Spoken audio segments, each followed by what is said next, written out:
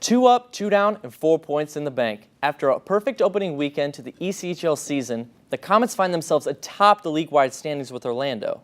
The secret, according to Gary Graham, is getting gritty. The K's touched up Indy for 8 goals in 2 matches, including a 4-3 win in the home opener.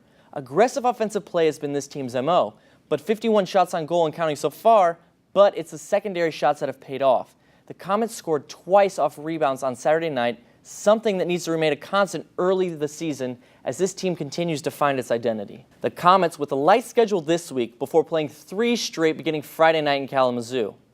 When it comes to high school football state championships in the state of Indiana, Carmel High School is usually always in the mix. Standing in their way this season, it's Carroll High School, also with an unblemished 12-0 record. Tonight, the two will face off in the Battle of the Unbeatens at 7:30 in Indianapolis. The countdown to kickoff has officially begun. For 5 out of the 6 classes of high school football across the state, the march to Lucas Oil Stadium begins this Friday with sectionals opening across Indiana. For more on that, we go inside the zone with News Sentinel's Justin Kenny. 5A has the bye this week, but plenty of intriguing matchups dot the landscape. Unbeaten Carroll travels to Warsaw in 6A. Bishop Dwenger tries to snap a 5-game losing streak in 4A when the Saints travel to red-hot Northridge team. But of the 5 classes of teams opening the postseason this week, which one's got the best shot of making it to Indy? It was business as usual for Luck and the Colts offense.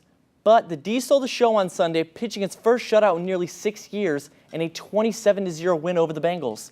Indy held Cincinnati to 220 yards below its season average, forced punts on 11 of its 12 possessions, and held the Bengals for 1 on 13 performance on 3rd down, leading Chuck Pagano to say, "It's time to unleash the beast." The Colts have reeled off 5 straight wins and own the NFL's second-best point differential at a +80. Tonight is the night for sectional championships across Fort Wayne. None may be as important as the 5A matchup between Snyder and Wayne. If you remember, it was just a month ago that Wayne upset Snyder at home 42-31. That game, major SAC title implications. This game, they're just fighting for their lives. At Schuler Stadium, Dillon Zulkowski, News Channel 15 Sports. You never beat Snyder twice. That is a phrase that you hear often in the city of Fort Wayne. Snyder was beaten back in October 42-31 by the hands of Keon Powers, but revenge was on the minds of the Panthers when it came to stopping the prolific quarterback, and the Panthers satisfied that revenge with a 24-13 victory over the Generals. You can't game plan Keon Powers. He does so many things. Their offense is designed enough where you just can't say, hey, we're going to key on him and go tackle him, because there's always an answer to that in the scheme. So it just came down to fundamental execution. Panthers found themselves in a hole late, down in the 4th quarter by 3, but it was Joseph Williams pounding his way into the end zone, which ended up being the sectional title clinching touchdown.